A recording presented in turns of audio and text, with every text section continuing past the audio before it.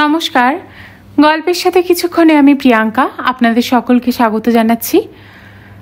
আমি পাঠ করছি ঈর্ষার সবুজ চোখ নামক একটি উপন্যাস, যার রচয়িতা হলেন শ্রী তপন বন্দ্যোপাধ্যায়। আজ আমরা এই উপন্যাসের ষষ্ঠদশ পর্ব শুনব। আসুন তাহলে উপন্যাসটি শুরু করা যাক।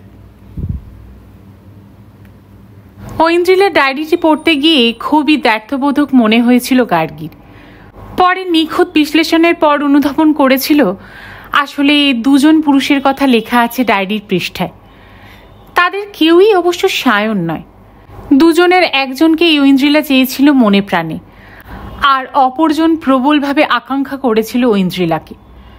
ঐন্দ্রিলা লিখেছে, কাল সন্ধ্যের পর আবার এসেছিল, খুব করে চাইছিল, কিন্তু আমি আজও ফিরিয়ে দিয়েছি। অথবা ও যে বারবার আসে, চায়, আমার খুব বিশ্রী লাগে, কিংবা আমি ওকে কতবার ফেরাতে পারি।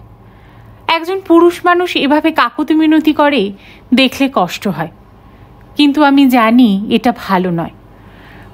বারবার অনেকবার পড়েও উদ্ধার করতে পারেনি গার্গী এই পুরুষটি আসলে কে। সে কি রবার্ট ওনিল, নাকি হিমন, অথবা অন্য কেউ? প্রথম পুরুষটি যদি রৌনক মুখার্জি হয়, তাহলে দ্বিতীয় পুরুষটি কোনজন? কেনই বা তাকে প্রশ্রয় দিয়েছিল ঐন্দ্রিলা? কাল সন্ধ্যের পর দুর্দান্ত সাহসে ভর করে হিমনকে দাঁড় করিয়ে প্রশ্নের পর প্রশ্ন ছুড়ে জানতে চেয়েছিল ঐন্দ্রিলার এই অপর পুরুষটি সেই কিনা। হিমন বিভ্রান্তের মতো ঘাড় নেড়েছে। সে মাঝে মধ্যে ঐন্দ্রিলার কাছে গিয়ে থাকলেও তার সঙ্গে এমন কোনো অবৈধ সম্পর্ক ছিল না। আরও অনেক কথাই হিমনের কাছ থেকে জেনে নিয়েছে গার্গী। তার মা চন্দ্রাদেবী ও রবার্ট ওনিলের মধ্যে সম্পর্ক, দিয়া কেন তার সঙ্গে থাকে না, সে কেন দিয়ে আইডিয়াল নেস্টে প্রায় যেত সন্ধ্যের পর, হঠাৎ দিয়াকে ছেড়ে কেন মিস লিজার সঙ্গে তার সম্পর্ক গড়ে উঠেছে, তার এমন হাজারো প্রশ্নের জবাব দিতে দিতে যেমন জেরবার হয়ে গিয়েছিল হিমন, তেমনই সন্ত্রস্ত। আর সেই মুহূর্তেই গার্গীর মনে হয়েছিল তাহলে ঠিকই বলেছিল দিয়া, এ হেন পুরুষের সঙ্গে বেশি দিন ঘর করা যায় না। আজ অফিসের চেম্বারে বসে খুবই একটা জরুরি ফাইল খুলে যতবার গার্গী মনোসংযোগ করার চেষ্টা করছিল, ততবারই হিমনের কথাগুলো তোলপাড় করছিল তার ভেতরে। মনে হচ্ছিল একটা অগ্নিস্তূপের ভেতরে সে বাস করছে এতদিন, শুধু পুড়ে ভস্ম হয়ে যাওয়ার জন্যই অপেক্ষা। ভাবতে ভাবতে ফাইলে 2 লাইন লিখেছে কি লেখেনি, হঠাৎ তার চেম্বারে সুইং ডোর ঠেলে ভেতরে ঢুকলো সায়ন। এমডি সাহেবা খুব ব্যস্ত আছেন মনে হচ্ছে। সসম্ভ্রমে উঠে দাঁড়ালো গার্গী। চেয়ারম্যান চেম্বারে ঢুকলে যেরকম দাঁড়াতে হয়। হেসে বলল, আপনিই ডেকে পাঠাতে পারতেন স্যার, কষ্ট করে আমার চেম্বারে আসার দরকার হতো না। টেবিলের ওপাশে একগুচ্ছ চেয়ারের একখানা টেনে নিয়ে বসতে বসতে সায়ন বলল, খুব ভালো একটা খবর আছে গার্গী। জেসমিন ফ্লেভার হু হু করে মার্কেট ধরে নিয়েছে। যে ডিস্ট্রিবিউটারের কাছে যাই সর্বত্র জুঁই ফুলের গন্ধ। এরপর মাইক্রোসিস্টেম ডিটারজেন্ট পাউডারের প্রোডাকশন শুরু হলেই দেখবে প্যারাডাইজ কোথায় উঠে গেছে। হাসি ছড়িয়ে পড়ল গার্গীর মুখে। সেই জন্যেই চেয়ারম্যান সাহেবকে আজ এত রিল্যাক্সড মনে হচ্ছে। মোটেই রিল্যাক্স নই। ভুবনেশ্বরের টিকিট কাটা হয়ে গেছে আজ রাতের ট্রেনে, কিন্তু এই পরিস্থিতিতে যাওয়াটা বোধহয় ঠিক হবে না। ভাবছি টিকিটটা ক্যান্সেল করে দিই। গার্গী অবাক হয়ে বলল, কেন? ফ্ল্যাটে তোমাকে একলা রেখে যাওয়াটা বোধহয় ঠিক হবে না, এত সব বিপদ যখন আসছে চারদিক থেকে। গার্গী আশ্বস্ত করল সায়নকে, তুমি নিশ্চিন্ত মনে ঘুরে এসো। গার্গী চৌধুরী মোটেই অবলা নারী নয়। সে ক্যারাটে জানে, জুজুৎসুর প্যাচও শিখেছিল কলেজে পড়াকালীন। অতএব চট করে কাবু হয়ে যাবার সে পাত্রী নয়। খুবই নির্লিপ্তের সঙ্গে গার্গী কথাগুলো সায়নকে শোনালেও আজ সকাল থেকে একটা প্রবল টেনশন হচ্ছিল তার ভেতরে। বেশ কয়েকদিন আগেই ভুবনেশ্বর যাওয়ার টিকিট কেটেছিল সায়ন, অতএব তার যাওয়ার একটা প্রস্তুতি ছিল কদিন ধরেই। কিন্তু সেই যাত্রার দিনক্ষণ যে এত দ্রুত পৌঁছে যাবে যেন এখন আর বিশ্বাসই হচ্ছে না। তবু তার উৎকণ্ঠা, আশঙ্কা, চাপা ভয় সে যথাসম্ভব লুকিয়ে রাখতে চাইল সায়নের কাছে। আরও একটা খবর আছে। কৌশিক দত্ত লাইম ইন্ডিয়ায় জয়েন করছে, তা বোধহয় জানো।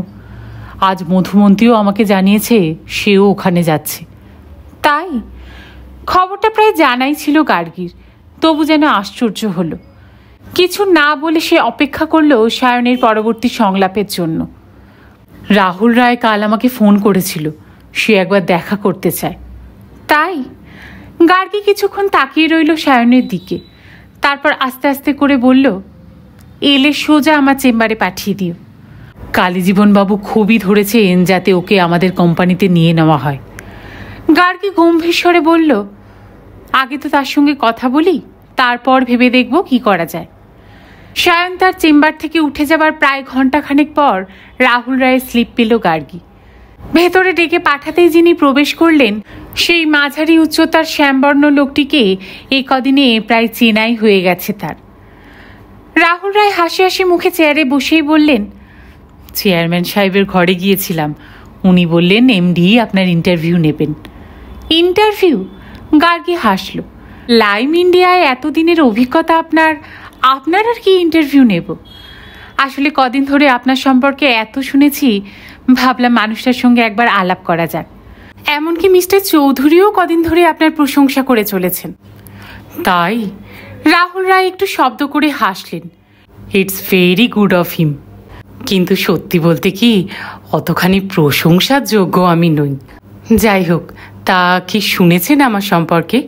শুনেছি ফ্যাক্টরি ওয়ার্কার্সদের সঙ্গে আপনার খুব ভালো সম্পর্ক ছিল, তাদের উপর আপনার যথেষ্ট হোল্ড। অফিসার হিসেবে আপনি যথেষ্ট নিষ্ঠাবান ও পরিশ্রমী। এমনকি সেদিন মিস্টার চৌধুরী প্যারাডাইসের ফ্যাক্টরিতে ঘেরাও হয়ে থাকার সময় আপনি নাকি ভালো বক্তৃতা করে ক্ষিপ্ত মবকে কন্ট্রোল করে ফেলেছিলেন। থাক।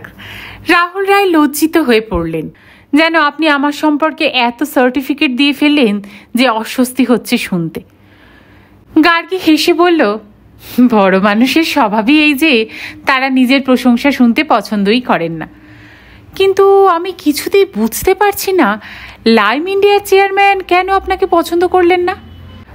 সেটা আমারই ব্যাড লাক ম্যাডাম। আমার তৈরি প্রোডাক্ট কোনো দিনই খুশি করতে পারেনি ওকে। শেষ পর্যন্ত বুঝলাম ওখানে আর চাকরি করা যাবে না। তাই বুঝি নতুন একটা ফ্যাক্টরি খুলতে চাইছিলেন মিস্টার রায়? রাহুল রায় সামান্য চমকে উঠে বলল, আপনি কি করে জানলেন? গার্গী হেসে বলল, জেনেছি, কিন্তু জায়গাটা আপনি ভালোই বেছেছেন। ইস্টার্ন বাইপাসের ওদিকটায় দারুণ ফ্যাক্টরি হবে। তা কত দাম পড়ল জমিটা কিনতে? রাহুল রায় বেশ আশ্চর্যই হলেন। এত সব খবর আপনি কি করে জানলেন ম্যাডাম? জানতে হয় মিস্টার রায়, এত বড় একটা সাবানের ফ্যাক্টরি তৈরি হতে চলেছে, তার খবর বাতাসে এমনিই ছড়িয়ে পড়ে। তাছাড়া প্যারাডাইসের প্রতিদ্বন্দ্বী একটা কনসার্নের খবর তো প্যারাডাইসের এমডির কানে পৌঁছবেই, নয় কি? রাহুল রায় অবাক হয়ে বললেন, প্রতিদ্বন্দ্বী কনসার্ন? কি বলছেন আপনি ম্যাডাম?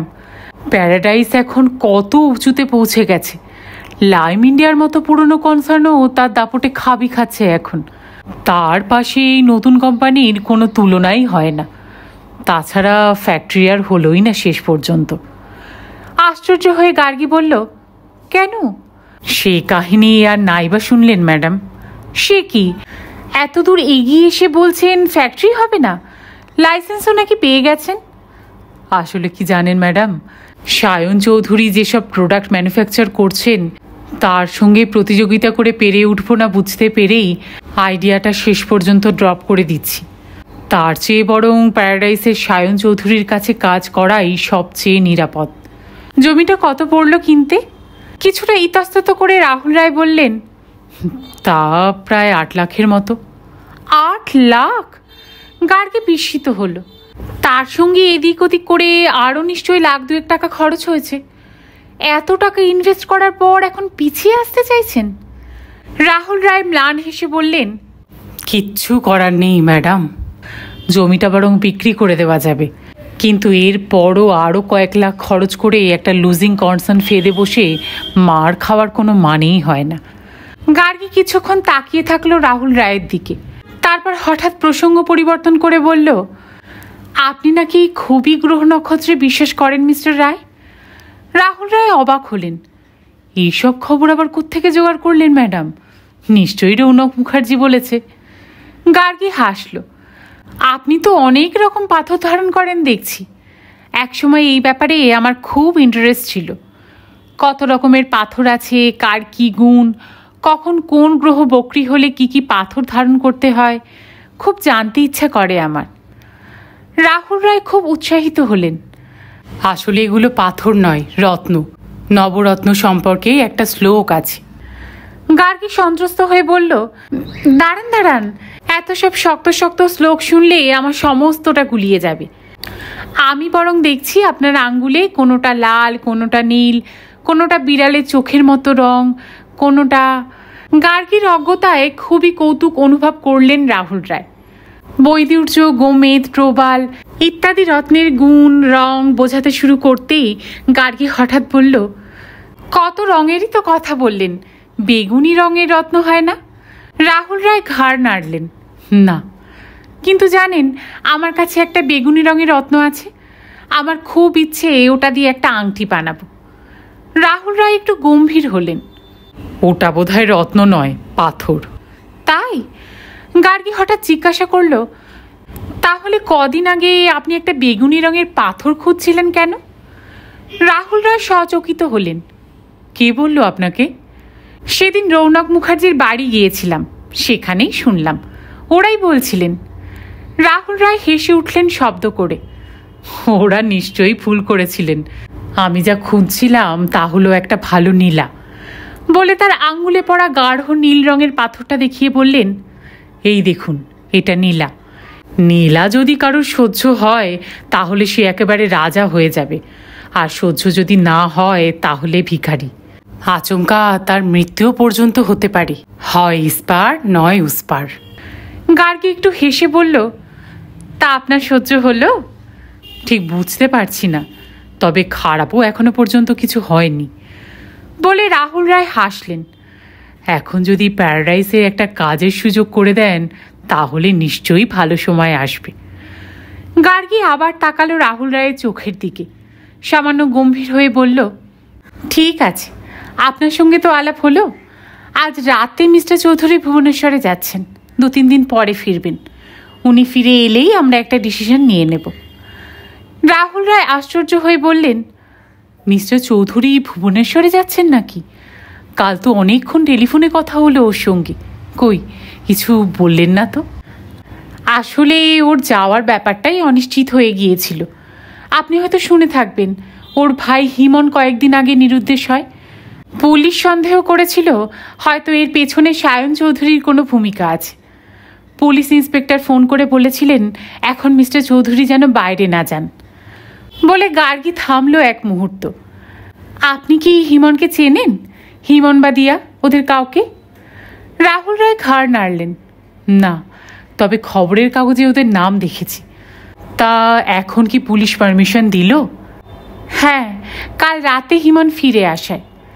রাহুল রায় যেন চমকে উঠলেন। হিমন চৌধুরী ফিরে এসেছেন নাকি? গার্গী নিখুঁতভাবে লক্ষ্য করল রাহুল রায় চমকানি। তারপর হঠাৎই জিজ্ঞাসা করে বলল, লোটন যেদিন খুন হয় তারপর দিন অত সকালে ভিআইপি রোডে আপনি কি করে পৌঁছে গেলেন মিস্টার রায়? আপনি তো থাকেন টালিগঞ্জের নেতাজি নগরে। রাহুল রায় ঠিক এই ধরনের প্রশ্ন আশা করেনি যেন। থমকে গিয়ে বললেন, আসলে লোটনের বাড়ি আমি মাঝে মধ্যেই যেতাম।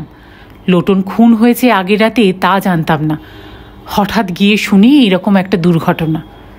তাই? লোটনের সঙ্গে তাহলে আপনার খুব ইন্টিমেসি ছিল? না হলে লাইম ইন্ডিয়া চাকরি চলে যাওয়ার পরও লাইম ইন্ডিয়ার একজন কর্মচারীর বাড়িতে প্রায়ই যেতেন? রাহুল রায় খুবই অসন্তুষ্ট হলেন। আসলে তখন তো আমি ফ্যাক্টরিটা শুরু করব বলে ঠিক করেছিলাম। Lotan was a good supervisor. Okay আমি ফ্যাক্টরিতে চাকরি দেবো বলে ঠিক করেছিলাম, আর সেই জন্যেই ওর সঙ্গে আমার দরকার ছিল। তাই? গার্গী এবার হাসল, কিছুটা রিল্যাক্সড ভঙ্গিতেই বলল, ঠিক আছে মিস্টার রায়, তাহলে মিস্টার চৌধুরী ভুবনেশ্বর থেকে ফিরলেই। রাহুল রায় চেম্বার থেকে বেরিয়ে যাওয়ার পর গার্গী কিছুক্ষণ নিজের মনে হাসল।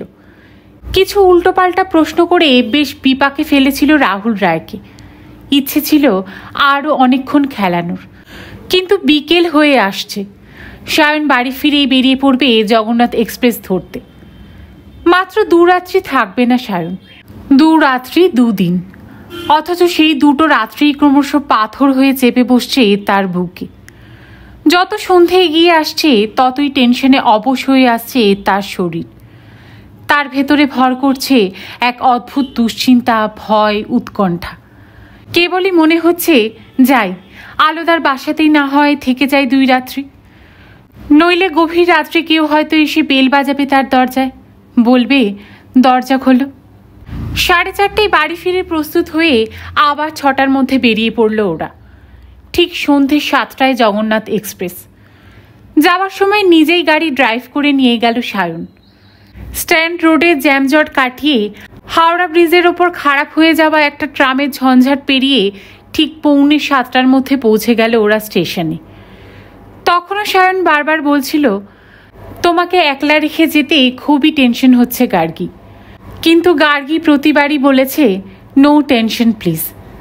ডেল কার্নেগির উপদেশগুলো মাঝে মধ্যে আউড়ে নিও, দেখবে সব টেনশন কেটে যাবে। তোমাকে ছাড়াই যখন এতকাল বেঁচে পড়তেছিলাম, এই যাত্রাও বেঁচে থাকবো আশা করি। প্রায় বীরাঙ্গনার মতো প্রবল সাহস দেখিয়ে সায়নকে ট্রেনে তুলে দিল গার্গী। তীব্র হুইসেল বাজিয়ে প্ল্যাটফর্ম দাপিয়ে জগন্নাথ এক্সপ্রেস ছেড়ে যেতেই সহসা তার বুকের ভেতরটা একদম হালকা হয়ে গেল। এতক্ষণ সায়ন ছিল বলে বুঝতেই পারেনি কি বিপুল ঝুঁকি নিয়েছে সে। এখন শিরশির করে উঠছে তার সারা শরীর। হাঁটু দুটো অল্প স্বল্প কাঁপতে শুরু করেছে, তবু জোর করে নিজেকে শক্ত করে তুলতে চাইল। এখনই যদি এতটা নার্ভাস হয়ে পড়ে, তাহলে হাওড়া থেকে শরৎ বসু রোড এতখানি পথ ড্রাইভ করে ফিরবেই বা কী করে? তারপর সারাটা রাত তো পড়েই আছে। দ্রুত ড্রাইভ করে হাওড়া ব্রিজ পেরোতে পেরোতে আলো ঝলমলে গঙ্গার দিকে তাকিয়ে দেখল সে। চমৎকার একরাশ দৃশ্যের দিকে নিজেকে সমর্পণ করে ভেতরে উত্থাল দিয়ে ওঠা উত্তেজনা কমাতে চাইল। একদঙ্গল জাহাজের মাস্তুল, তার ডেক, নৌকার লণ্ঠন সব কিছু নজরে পড়তেই সহসা উদাস হয়ে গেল কয়েক লহমা। দৃশ্যগুলো রোজই এইরকম দেখতে লাগে ব্রিজের ওপর থেকে। একটু ভাবলেই বোঝা যায় প্রতিদিনই তাদের চরিত্রের অদল বদল ঘটে যাচ্ছে। কাল যেসব নৌকা এখানে ছিল তাদের অধিকাংশই আজ এখানে নেই। এসে পৌঁছেছে অন্য নৌকা, অন্য মাঝি মাল্লারা। যে জাহাজ কাল এখানে ছিল চলে যাবার মুহূর্ত গুনছিল তার নাবিকেরা। আজ সকালেই হয়তো তারা যাত্রা শুরু করেছে অন্য বন্দরের উদ্দেশ্যে। হয়তো এতক্ষণে পৌঁছে গিয়েছে স্যান্ড হেডের কাছাকাছি। যারা এখনো নোঙর করে আছে হয়তো কাল কিংবা পরশু তারাও চলে যাবে। এসে পৌঁছবে অন্য জাহাজ, অন্য নাবিক, অন্য খালাসিরা। দৃশ্য প্রতিদিনই এক, কিন্তু চরিত্র বদল হয়ে যাচ্ছে অবিরত, অবিশ্রান্তভাবে। সব কিছুই বদলে যাচ্ছে প্রতিদিন। বদলে যাচ্ছে কলকাতার অনেক কিছুই, বদলে যাচ্ছে গোটা পৃথিবীর ইতিহাস। গার্গী নিজেও কি কম বদলেছে কদিনে? তার ভূমিকা এতদিন ছিল গার্গী মুখার্জির। তার বাড়ির পরিবেশ, পটভূমিও বদলে গেছে। বদলে গেছে তার চাকুরি স্থলের পটভূমিকা। এ গার্গী এখন নিজেকেই চিনতে পারে না ঠিক। আজ রাতেও হয়তো তাকে দেখা দিতে হবে অন্য এক ভূমিকায়। ব্রেবন রোড পার হয়ে দ্রুত ক্রস করে গেল বিবিদিবাগের জনবহুল এলাকা। রেড রোড দিয়ে হু হু করে ছুটে চলল রেস কোর্সের দিকে। বাই বাঁক নিয়ে রবীন্দ্র সদন, ক্যামাক স্ট্রিটের মোড়। পরক্ষণেই ডান দিকে ঢুকে পড়ল শরৎ বসু রোডের প্রশস্ত রাস্তায়। যতই তার ফ্ল্যাটের দিকে এগোচ্ছে ততই এক অজানা অদ্ভুত আশঙ্কা ঘিরে ধরছে তার উৎকণ্ঠিত শরীরে। এই তো কদিন আগেও ইন্দ্রিলার ঠিক একইভাবে রাত কাটিয়েছিল তাদের ফ্ল্যাটে। নরম স্বভাবের মেয়েটির জীবনে হঠাৎ কি এমন ঘটেছিল যে তার জীবনটাই আহুতি দিতে হলো একরাশ হিংস্র দাঁতনখের সামনে। সেই ভাবনার মধ্যেই হঠাৎ তার ডান পায়ের পাতা শক্ত হয়ে চেপে ধরল ব্রেক।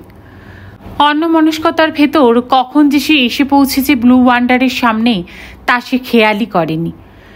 এমন সম্বিতহীনতার ভেতরে কি একটা রিফ্লেক্স যেন কাজ করে। সেই রিফ্লেক্সই জানান দেয় তোমার বাড়ির গেট পার হয়ে যাচ্ছে, এক্ষুনি ব্রেকে পা দাও। গেট খুলে লনে গাড়ি ঠোকানোর মুহূর্তে হঠাৎই তার মনে হলো দূরে কৃষ্ণচূড়া গাছটার আড়ালে দাঁড়িয়ে আছে একজোড়া মানুষ। জায়গাটা সামান্য অন্ধকার। দুজনে গাছের আড়াল খুঁজে নিয়ে দাঁড়িয়েছে সম্ভবত। দৃশ্যটা নজরে পড়তেই বুকের ভেতরটা ছ্যাঁত করে উঠল তার। আজ অবশ্য লোডশেডিং নেই, সিঁড়ি বেয়ে উঠতেও তবু তার শরীরটা শিরশির করছে। ঘড়িতে প্রায় 8টার মতো। ফ্ল্যাটে ঢুকে আলো জ্বালাতেই একটু সাহস যেন মনে ভর করে এলো। দরজা বন্ধ করার আগে গোটা বাড়িটার একোন ওকোন, খাটের তলা, কিচেন সবই দেখে নিল তন্ন তন্ন করে। নিঃসংশয় হতেই দরজা বন্ধ করতে যাবে, হঠাৎই দেখলো সিঁড়ি বেয়ে হুড়মুড় করে উঠে আসছে দিয়া। আরে দিয়া, তুমি? দিয়া অবাক হলো। বারে, তোমার সঙ্গে তো রাতে থাকার কথা ছিল আজ। গার্গীও বিস্মিত হলো কম নয়। সে কি, তোমার মনে ছিল সে কথা? কতদিন আগেই তো কথা হয়েছিল। বারে, মনে থাকবে না? এই বাড়িতে একলা থাকবে তুমি। আমি তো ভেবেই মরছি রাতে কি না কি হতে পারে হয়তো। বুকের ভেতরটা ধরাস করে ওঠে গার্গীর। দিয়ার চোখে মুখেও সেই ভয় ত্রস্ততা। কিন্তু কিসের এত ভয় দিয়ার? হিমনের জন্য, চন্দ্রদেবী কিংবা রবার্ট নীলের জন্য, নাকি আরও কিছু ভয়াল অদৃশ্য হয়ে আছে এ বাড়িতে, যা গার্গী এখনো জানে না? যে ভয়ালের হাতে প্রাণ দিতে হয়েছিল ইন্দ্রিলাকে, বাড়ি ছাড়তে হয়েছে দিয়াকে, বাড়ি ছেড়ে চলে গিয়েও যে দিয়া এখনো সন্ত্রস্ত হয়ে থাকে সর্বদা। কিন্তু কে সেই ঘাতক যে একজোড়া চোখ সব সময় ওই ফ্ল্যাটের জাফরি থেকে অনুসরণ করে চলেছে? সেই বাকে সেদিন সন্ধ্যের পর লোডশেডিং হতেই যে জড়িয়ে ধরেছিল গার্গীকে, সেই বাকে। গার্গী হাফ ছেড়ে বাঁচল যেন। আহ, তুমি এসে বাঁচালে আমাকে, যা ভয় করছিল এতক্ষণ। দিয়ার গলা হঠাৎ কেমন যেন ফ্যাঁস ফ্যাঁসে শোনালো। বুঝলে, এই বাড়িতে রাত কাটাতেই আমার এখনো ভয় করে, শুধু তোমার জন্যেই। আবার সবে পোশাক টোশাক বদলে একটু আটপৌড়ে হতে যাবে তারা, হঠাৎই টেলিফোনে শুরু হয়ে গেল পিক পিকা পিপ পিপ শব্দ। এই রকম সময়ে কে টেলিফোন করতে পারে বুঝে উঠতে পারল না গার্গী। রিসিভার তুলতেই শুনল, ম্যাডাম, আমি এতোয়ারি বলছি। কি হয়েছে এতোয়ারি? অতঃপর রিসিভারের ভেতর দিয়ে যা শুনল গার্গী, তাতে নিঃশ্বাস বন্ধ হয়ে গেল তার। ফ্যাক্টরির ভেতরে হঠাৎই বিশাল এক শব্দ হচ্ছে। মেশিনের একদিকে জ্বলে উঠছে আগুন, চারিদিকে ধোঁয়ায় ধোঁয়া। এক্ষুনি একবার যেতে হবে গার্গীকে। সমস্ত শরীর থরথর করে কেঁপে উঠল গার্গীর। সায়ন বাড়িতে নেই, দিয়া সবে মাত্র এসে পৌঁছেছে। এহেন সময় সে এখন বাড়ি ঘরদোর ছেড়ে কিভাবে যাবে ফ্যাক্টরিতে? আগুন কি এখনো জ্বলছে এতবাড়ি? না ম্যাডাম, আগুন নিভে গেছে, শুধু এখন চারিদিকে ধোঁয়া। গার্গীর গায়ে তখন ঘাম ফুটে উঠেছে বিন্দু বিন্দু। আগুন নিভে গেলে ফায়ার ব্রিগেডে খবর দিয়ে কোনো লাভ নেই। কতখানি ড্যামেজ হয়েছে ফ্যাক্টরিতে সেটা দেখতে যাওয়াই এখন জরুরি। তাদের কোনো প্রোডাকশন ম্যানেজারও নেই যে তাকে ফোন করে বলবে এক্ষুনি যেতে। সায়নের প্রবল ইচ্ছে সত্ত্বেও রাহুল রায়কে এখনও প্যারাডাইসে যোগ দিতে দেয়নি সে। সায়ন ফিরে এলে নিশ্চয়ই তাকেই দোষারোপ করবে। তাহলে এখন তার কি করা উচিত? সে কি এক্ষুনি ছুটে যাবে ফ্যাক্টরিতে? যাওয়ার পথে তুলে নিয়ে যাবে ওয়ার্কার্স ম্যানেজার বরুণ নন্দীকে? এত রাতে তারা গিয়ে কিছু কি করতে পারবে? কিন্তু তাকে তো যেতেই হবে, দিয়াকে এই বাড়িতে একলা রেখে। আরও একবার ফ্যাক্টরির প্ল্যান্ট বাস্ট করেছে শুনে গার্গী স্থাণু হয়ে বসে রইল কিছুক্ষণ। সাময়িক বিড়ম্বনা কাটিয়ে ক্রমশ এক রাশ ক্রোধ ধকধক করে উঠল তার দু চোখে। সায়ন ট্যুরে বেরিয়ে গেছে জানতে পেরেই সেই ভয়ঙ্কর বিরুদ্ধ শক্তি আবার দাঁত নখ নিয়ে হামলা করেছে তাদের উপর। একা অসহায় গার্গী এখন কিভাবে মোকাবিলা করবে তাদের সঙ্গে? তারা নিশ্চয়ই একা নয়। দিয়া ব্যস্ত হয়ে বলে উঠল, কি হয়েছে? একটা বিরাট দুর্ঘটনা ঘটেছে ফ্যাক্টরিতে, এক্ষুনি যেতে হবে বলছে। তাই? দিয়াও ঘাবড়ে গেল যেন। তাহলে এক্ষুনি যাও, ব্যাপারটা যখন এতই সিরিয়াস বলছো। কিন্তু তোমাকে একা রেখে যাই কি করে? সবে প্রথম দিন এসেছো আমার এখানে, একবার বেরোলে হয়তো রাতে ফিরতেই পারবো না। তার কি করা যাবে, আমার তো একা থাকাই অভ্যেস। ওদের ফ্ল্যাটেও বরাবর একা শুয়েছি, আজ না হয় একাই থাকবো। কিন্তু এত বড় একটা ঘটনার সংবাদ শোনার পর তোমার পক্ষে চুপ করে বসে থাকা তো সম্ভব হবে না। এই বাড়িতে থাকতে তোমার একা ভয় করবে না? হয়তো করবে, কিন্তু আপাতত করারও তো কিছু নেই। তুমিও আমার সঙ্গে চলো না। দিয়া ভয়ত্রস্ত চোখে তাকালো। না না, অত ঝামেলার মধ্যে যেতে আমার খুব ভয় করে। ওসব তোমার মতো শক্ত মেয়ের পক্ষেই মানায়। আমি ভীষণ ভীতু। তাহলে বলছো যাব? যাও। ঠিক সেই মুহূর্তে একবার ফোন বেজে উঠল তাদের ঘরে। উদ্ভ্রান্ত গার্গী আবারও দ্রুত রিসিভার তুলতেই ওদিকে কমার্শিয়াল ম্যানেজার রোহিতাস্য মিত্রের গলা। সায়ন ঠিকমতো রওনা হয়ে গেছে কিনা জেনে নিয়ে ম্যাডামের খোঁজ খবর নিতে লাগলেন নম্র কণ্ঠস্বরে। চেয়ারম্যান সাহেব বেরোবার আগে তাকে ম্যাডামের খোঁজ খবর নেওয়ার দায়িত্ব দিয়ে গেছেন। তার ফোন পেতেই হঠাৎ খড়কুটো পেয়ে গেল গার্গী। খড়কুটো নয়, হাতে স্বর্গই যেন বা।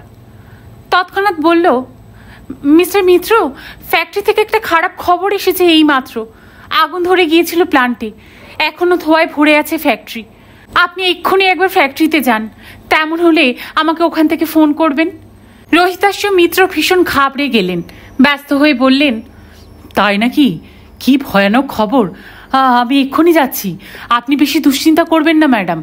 সমস্ত পরিস্থিতি দেখে শুনে আধ ঘন্টার মধ্যেই আপনাকে ফোন করব। এত বড় খবরটা শোনার পরও গার্গী নিজে গেল না, অন্য অফিসারকে স্পটে পাঠালো দেখে ঠিক যেন সন্তুষ্ট হলো না দিয়া। বলল, বরং একবার ঘুরে এলেই পারতে। গার্গী তাকালো দিয়ার দিকে। দরকার হলে নিশ্চয়ই যাব, মিস্টার মিত্রর ফোন পেলেই। তাহলে বরং আমি একটু চা করি, আমার যা টেনশন হচ্ছে।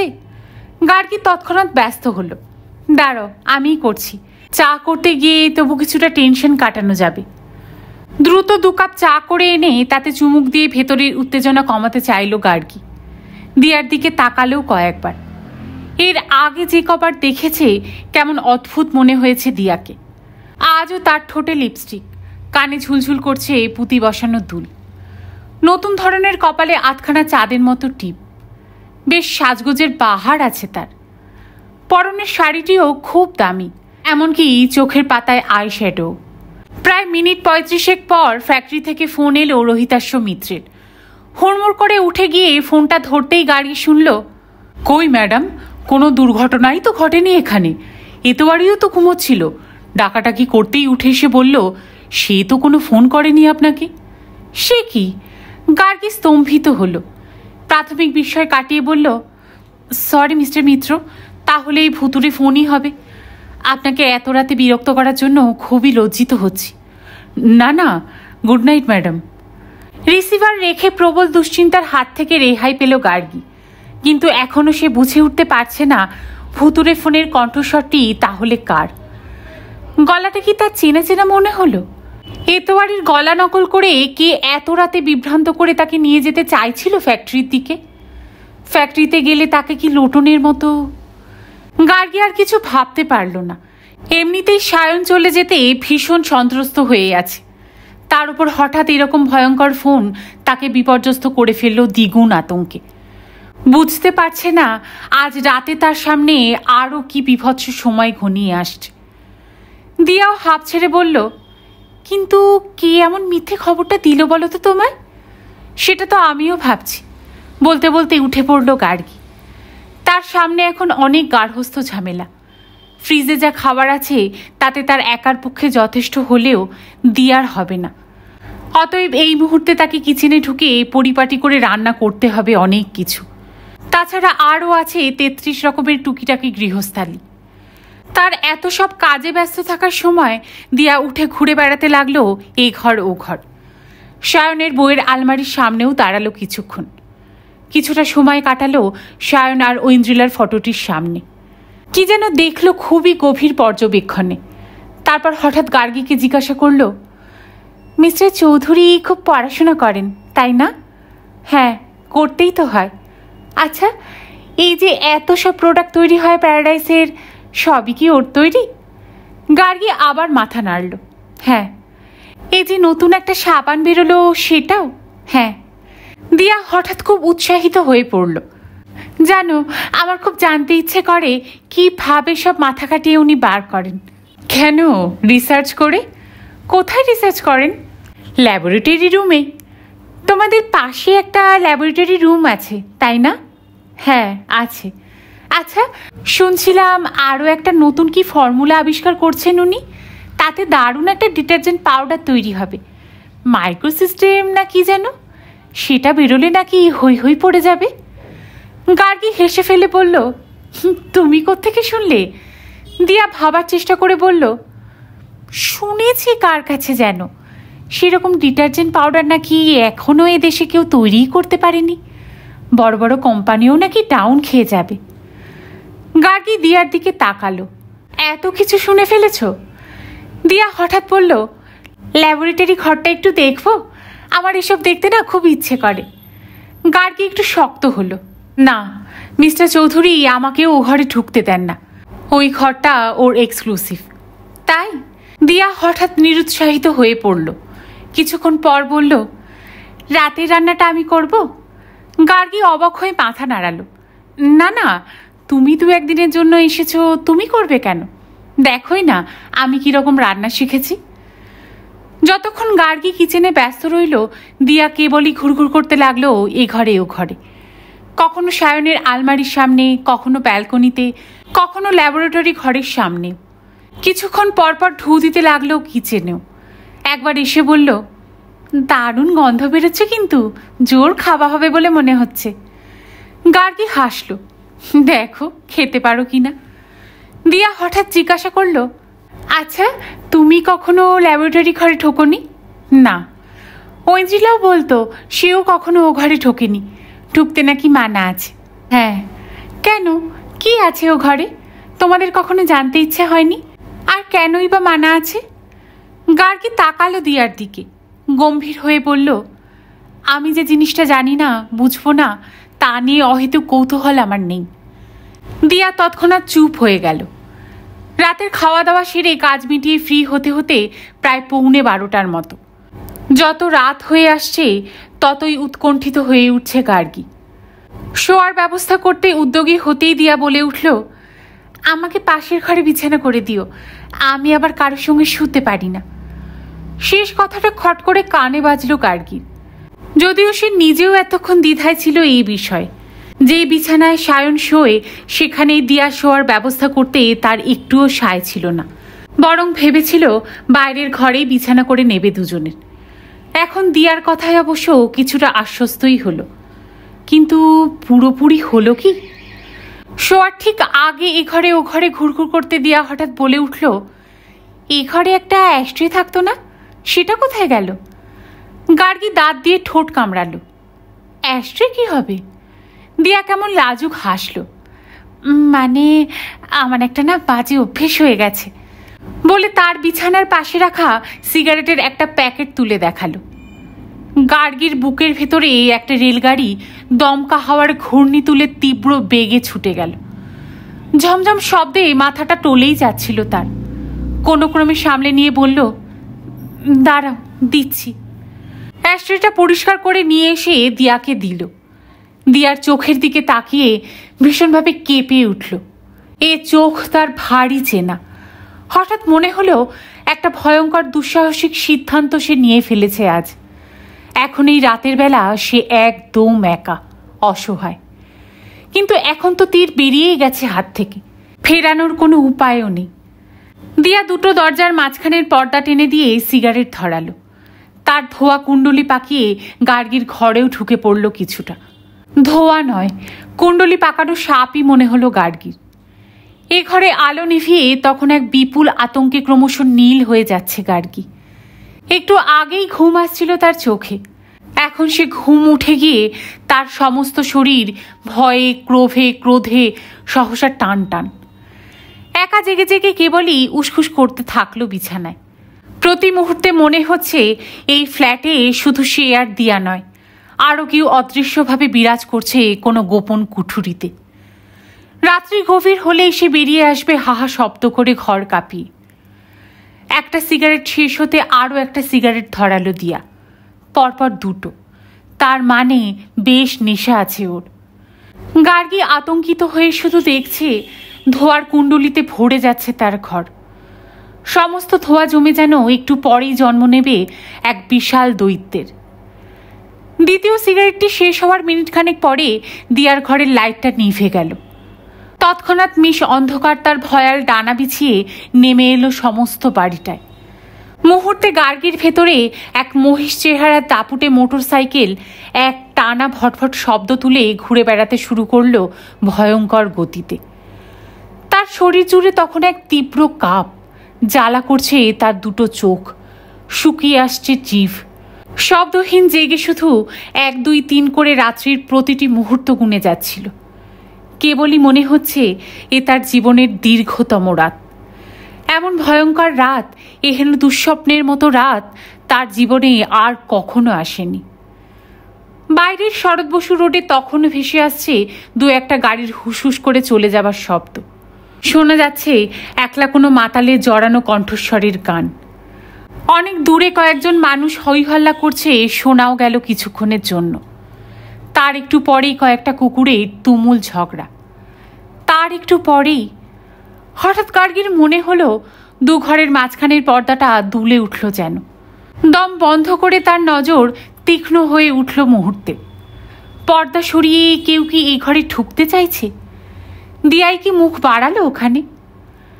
গার্গীর হৃৎপিণ্ডের গভীরে সেই দুর্দান্ত মোটর সাইকেলটা চলতে শুরু করলো আরও দ্বিগুণ গতিতে। ধর্মর করে সে উঠে বসতে গিয়েও দ্রুত সামলে নিল নিজেকে। বালিশের পাশে রাখা 3 ব্যাটারির টর্চটা নিঃশব্দে মুঠো করে ধরল, কিন্তু না, বোধহয় কেউ নয়। অন্ধকারে দৃষ্টি চালিয়ে দেখল পর্দাটা একবার দুলে উঠেই ফের শান্ত হয়ে গেল। হয়তো সবটাই তাহলে তার মনের ভুল। এক মুহূর্তের জন্য তার মনে পড়ে গেল ঐন্দ্রিলাকে। মনে হলো ঐন্দ্রিলাই যেন ঘরের মধ্যে ঘুরে বেড়াচ্ছে একা একা। তার শান্ত অথচ গভীর চোখ দুটো মেলে গার্গীকে বলছে, মিতুন তুই পালা, নইলে আমারই মতো। কিন্তু না, গার্গী তো পালাবে না। বিপদের মুখোমুখি হওয়ার জন্যেই তো সে আজ এই ফাঁদ পেতেছে। অন্য যে কোনো মেয়ের তুলনায় তার শক্তি অনেক বেশি। সে ঐন্দ্রিলার মতো নরম সরম মেয়ে নয়। সুখী রাজকন্যাও সে হতে চায়নি কখনো। তার সামনে এখন অপেক্ষা করছে এক দুর্দান্ত এলো ঝড়। সহসা গার্গী একেবারে অন্যভাবে জেগে উঠল। টান টান ছিলার মতো হয়ে উঠল তার শরীর। ইস্পাতের মতো শক্ত হয়ে গেল সমস্ত নার্ভ। অস্পষ্ট অন্ধকারে বুঝতে পারল পাশের ঘর থেকে উঠে এসেছে দিয়া। পর্দা সরিয়ে সত্যিই ঢুকে পড়েছে এই ঘরে। খুব ধীরে নিঃসারে এসে দাঁড়ালো গার্গীর বিছানার পাশে। দাঁতে দাঁত চেপে তখন গার্গী পড়ে আছে বিছানায়, চোখ বন্ধ, নিঃশ্বাস স্থির। বুঝতে পারছে দিয়া ঝুঁকে পড়ে পরখ করছে সে ঘুমিয়ে পড়েছে কিনা। বুঝতে পারছে দিয়া ঝুঁকে পড়ে পরখ করছে সে ঘুমিয়ে পড়েছে কিনা। তার নিঃশ্বাসের স্পর্শও যেন ছুঁয়ে যাচ্ছে গার্গীর কানের লতি, তাতে সিগারেটের হালকা মিষ্টি গন্ধ। চোখ বুজে নিঃসারে গার্গী প্রবলভাবে ছটফট করে উঠল নিজের ভেতরে। একটু পরে গার্গী ঘুমিয়ে পড়েছে নিঃসন্দেহ হতেই দিয়া গিয়ে দাঁড়ালো সায়নের আলমারির কাছে। আলমারির ওপর থেকে চট করে কিছু একটা তুলে নিল। দিয়া ততক্ষণে চলে গেছে ব্যালকনির দিকে। দূরে রাস্তার দিকে তাকিয়ে কিছু একটা ইশারা করল, যেন কাউকে ডাকছে। তারপর পায়ে পায়ে এগিয়ে গেল ল্যাবরেটরি রুমের দিকে। গার্গী তখন গলগল করে ঘেমেই চলেছে বিছানায়। দিয়া উপাসে চলে যেতেই সে তড়াক করে উঠে বসল নিঃশব্দে। সন্তর্পণে উকি দিয়ে দেখল দিয়ার হাতে ল্যাবরেটরি রুমের চাবি। চাবিটা যে সায়নের বইয়ের আলমারির ওপরেই থাকে তার নিশ্চয়ই জানত দিয়া। সেই জন্যেই তখন থেকে সে ঘুরঘুর করছিল আলমারির সামনে। চাবি ঘুরিয়ে দিয়া ততক্ষণে খুলে ফেলেছে সায়নের ল্যাবরেটরি রুম। গার্গী তখন ক্ষোভে ক্রোধে দারুণভাবে ফুঁসছে। নিঃশ্বাস বন্ধ করে চারপাশে তাকিয়ে দেখল আর কেউ ঘরের মধ্যে আছে কিনা। যে কোনো মুহূর্তেই হয়তো আর একজন বেরিয়ে আসবে তার সামনে। দিয়া তখন ঢুকে পড়েছে ল্যাবরেটরি রুমের ভেতরে। ঢুকে একবার পেছন ফিরে তাকালো। অন্ধকারে নিঃশব্দে দাঁড়িয়ে থাকা গার্গীকে চোখেই পড়ল না তার। কেউ নেই দেখে আশ্বস্ত গার্গী পট করে সুইচ অন করে দিল। টিউবের আলো ঝকঝক করে উঠতেই গার্গী মুহূর্তে নিজেকে আড়াল করে ফেলল দরজার ওপাশে। তখনও সে বুঝে উঠতে পারছে না তার কি করা উচিত। দিয়া ল্যাবরেটরি ঘরে ঢুকে খুটখাট শব্দ করছে ক্রমাগত। এটা ওটা সরাচ্ছে, ড্রয়ারগুলো খুলছে একের পর এক। খুলে ফেলল আলমারিটাও। খসখস করে কী সব যেন টেনে বার করতে লাগলো। বারান্দার পাশে দাঁতে দাঁত চেপে নিঃস্বরে মুহূর্ত গুনছে গার্গী। রাগে সমস্ত শরীর রি করছে তার। যে ঘরে আজ পর্যন্ত গার্গী নিজেই কোনো কিছু স্পর্শ করেনি, সেখানে দিয়া কিনা তার ইচ্ছে মতো নাড়াচাড়া করছে কাগজপত্র, যাবতীয় রিসার্চের সরঞ্জাম। কি সাহস ওর, কি ভয়ঙ্কর ওর দুঃসাহস। গার্গীর একবার মনে হলো সেও ঢুকে পড়ে ল্যাবরেটরি রুমে, এক ঝটকায় কেড়ে নেয়। পরক্ষণে নিবৃত্ত করল নিজেকে। ঠিক এই মুহূর্তে নয়, আরও কিছুক্ষণ অপেক্ষা করা দরকার। যে অপরাধী, তাকে অপরাধের চূড়ান্ত পর্যায়ে নিয়ে যেতে হবে। দিয়া এখনো এক মনে খুঁজে চলেছে ড্রয়ার আলমারির প্রতিটি কোণ, যাবতীয় কাগজপত্র বার করছে টেনে টেনে। আগেই আন্দাজ করেছিল গার্গী, এখন পরিষ্কার হয়ে গেল দিয়ার কাঙ্ক্ষিত বস্তুটি কি। আসলে প্রবল উচ্চাকাঙ্ক্ষা ছিল দিয়ার। তার অভীষ্ট পূরণ করতে এখন মরিয়া হয়ে সে আরও একবার হানা দিয়েছে সায়নের ল্যাবরেটরি রুমে। বাইরে অপেক্ষা করছে তার সঙ্গী। সে সবার চোখের সামনে বসবাস করে, অথচ পর্দার আড়ালে থেকে মূল চক্রী হিসাবে ঘটিয়ে গেছে এত সব ঘটনা। গুরুত্বপূর্ণ কাগজগুলোর জন্য সে উদ্গ্রীব হয়ে অপেক্ষা করছে এই গাঢ় রাত্রির অন্ধকারে। তার হাতে এই কাগজগুলো তুলে দিতে পারলেই দুজনের এতকালের ইচ্ছেটা পূর্ণ হয়। নিজেকে শক্ত রেখে গার্গী হঠাৎ দ্রুত ফিরে এলো তার ঘরের ভেতর। টেলিফোনের বোতাম টিপল পরপর। কানেকশন পেতেই অনুচ্চ কণ্ঠে কথা বলল মিনিট খানেক। রিসিভার রেখেই তার খালি ক্যাসেট ভরা টেপ রেকর্ডারটা অন করে চলে এলো ল্যাবরেটরির রুমের সামনে। নিঃশ্বাস বন্ধ করে সেকেন্ড মিনিট গুনতে থাকলো দরজার পাশে দাঁড়িয়ে। হয়তো 10 মিনিট, কিন্তু মনে হলো 10 ঘন্টা। হঠাৎ সম্বিত ফিরতে দেখলো আলোটা নিভিয়ে দিয়া বেরিয়ে আসছে ল্যাবরেটরি রুম থেকে। তার হাতে ছাপাছাপি কয়েক তারা কাগজ। সেগুলো সাপটে তুলে নিয়ে ঝুঁকে পড়ল ব্যালকনির কাছে। বোধহয় কাউকে খুঁজছে এদিক ওদিক। গার্গী তখন টকবক করে ফুটছে এক অসম সাহসে। হঠাৎ সুইচ টিপে বারান্দার আলো জ্বালিয়ে দিল। আলো জ্বলে উঠতেই দিয়া কিছুটা সন্ত্রস্ত হয়ে ফিরে তাকালো গার্গীর দিকে। গার্গী দ্রুত গিয়ে টেনে ধরল দিয়াকে। হিসিস করে বলল, কি করছো? দিয়ার মুখটা প্রথমে ফ্যাকাশে হয়ে গেল, পর মুহূর্তে জ্বলে উঠল এক অদ্ভুত প্রতিক্রিয়ায়। দ্রুত তার হাতের কাগজগুলো ফেলে দিতে চাইল ব্যালকনি থেকে নিচের দিকে, কিন্তু গার্গী তা হতে দিল না। হির হির করে তাকে টেনে নিয়ে আসতেই কিছু কাগজ পড়ে গেল নিচে, কিছু পড়ল বারান্দার ওপর, আর কিছু তার হাতে। দিয়ার মুখখানা ভীষণ নিষ্ঠুর হয়ে উঠল তৎক্ষণাৎ। এত দ্রুত ভয়ঙ্কর হয়ে উঠল তার অভিব্যক্তি যে গার্গী শিউরে উঠল। কিন্তু গার্গীও প্রস্তুত হয়ে রয়েছে, একটা কিছু ঘটবেই আজ রাতে, তা তো সে জানতই। দিয়া সাপটে ধরে রয়েছে বাকি কাগজের তাড়া। গার্গী তার হাত থেকে সেগুলো কেড়ে নেওয়ার চেষ্টা করতেই দিয়া কাগজগুলো একপাশে ফেলে দিয়ে ঝাঁপিয়ে পড়ল গার্গীর ওপর। গার্গী ছিটকে সরে এলো ঘরের ভেতর, যেখানে সে অন করে রেখেছে টেপ রেকর্ডারের ক্যাসেট। সে সরে আসতেই দিয়া হুমড়ি খেয়ে পড়তে পড়তে সামলে নিল কোনো ক্রমে। ঘরের ভেতরে দ্রুত ছুটে এসে গার্গীর ওপর আবার লাফ দিয়ে পড়ে পড়ল, তাহলে তোরও মরার স্বাদ হয়েছে। গার্গী চট করে আবার সরে গেল ওপাশে, গিয়ে দিয়াকে জাপটে ধরে ফেললো পেছন থেকে। তার হাত দুটো পেছনে নিয়ে শক্ত করে ধরে রাখলো হাতের মুঠোয়, আর হিসিস করে বলল, আমি কিন্তু ঐন্দ্রিলা নই, অত সহজে তুমি আমার হাত থেকে নিস্তার পাবে না দিয়া। দিয়ার গায়েও বেশ জোর। সে তার হাত ছাড়িয়ে নেওয়ার জন্য ছটফট করতে লাগলো। শরীর মুচড়িয়ে চেষ্টা করলো হাত দুটো ছাড়িয়ে নিতে। বলল, ছাড় বলছি, তুই আমাকে এখনো চিনিস না, তোকেও ঐন্দ্রিলার মতো আজ। হাত ছাড়াতে অপারগ হয়ে শেষে পা ছুটতে লাগলো দিয়া। সেই মুহূর্তে গার্গী তার হাঁটু দিয়ে মস্ত একখানা গোত্তা মারল দিয়ার কোমরের কাছে।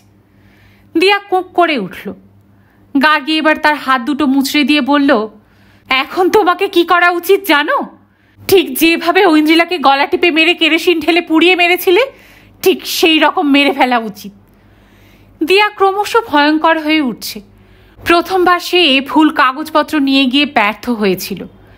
এবার তাই সায়নের গবেষণার প্রতিটি কাগজ সংগ্রহ করেছে ল্যাবরেটরি রুম থেকে। দ্বিতীয় দফায়ও ব্যর্থ হতে তার চোখে ধকধক করে জ্বলে উঠছে এক ঘাতকের চাউনি।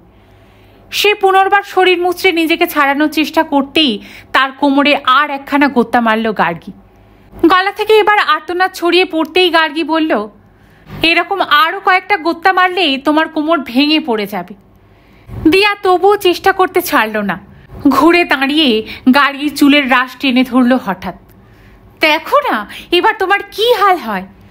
গার্গী এক মুহূর্ত অপ্রস্তুত হয়ে পড়েছিল। সামলে নিয়ে ছাড়ানোর চেষ্টা করতে করতে বলল, আমি ক্যারাটে শিখেছিলাম বুঝলে, আপাতত তোমাকে আধ ঘন্টার জন্য অজ্ঞান করে রাখছি, তারপর পুলিশ যা করার করবে। মুহূর্তে সেই হাতের অদ্ভুত ভঙ্গি করে দিয়ার ঘাড়ের মোক্ষম জায়গায় সজোরে চপারের মতো বসিয়ে দিল তার ডান হাত। দিয়ার গলা থেকে কোনো শব্দই বেরোলো না, আর শুধু তার অত বড় শরীরটা কাটা কলা গাছের মতো আছড়ে পড়ল মেঝে। গার্গী নিচু হয়ে দেখল দিয়া অচেতন। একটা স্বস্তির শ্বাস ফেলে গার্গী প্রথমে বন্ধ করল টেপ রেকর্ডারের সুইচ। পর মুহূর্তে সিঁড়ির কাছে পদশব্দ শুনেই আই হলে চোখ লাগিয়ে দেখল একটা লোক। এতক্ষণ বোধহয় ব্যালকনির নিচে লনের কাছাকাছি ঘোরাঘুরি করছিল। এখন বোধহয় কলিং বেল টিপে ডাকতে চেয়েছিল গার্গীকে নয়, দিয়াকে। সে বুঝতে পেরেছিল দিয়া ঝামেলায় পড়েছে, কিন্তু কলিং বেল আর টেপা হলো না তার আগেই ব্লু ওয়ান্ডারের বাইরে জিপের শব্দ। গার্গী টেলিফোন করেছিল, তার উত্তরে বিশাল বাহিনী নিয়ে ছুটে এসেছেন পুলিশ ইন্সপেক্টর দেবাদ্রি সান্যাল। কিন্তু লোকটা তখন পালাবার পথ খুঁজে পাচ্ছে না। দেবাদ্রি সান্যাল ঢুকে পড়েছেন গেটের ভেতরে। ঢুকেই পাকড়ে ফেললেন লোকটাকে। গার্গী স্বস্তির শ্বাস ফেলে বলল, যাক, নাটের গুরুটিকে ধরতে পেরেছেন তাহলে। পর্দার আড়ালে থেকে খুব জ্বালিয়েছে আমাদের। বিস্মিত দেবাদ্রি তখনও বুঝে উঠতে পারছে না গোটা ব্যাপারটা। গার্গী তার দিকে তাকিয়ে হেসে বলল, তাহলে ওপরে আসুন মিস্টার সান্যাল, আপনাকে শোনাই কেনই বা খুন হতে হয়েছিল ঐন্দ্রিলাকে, আর তার পেছনে কি গভীর ষড়যন্ত্রের ফাঁদ পেতেছিল এরা দুজন। আপনি স্তম্ভিত হয়ে যাবেন দিয়ার জীবনযাপনের স্বরূপ জানতে পারলে।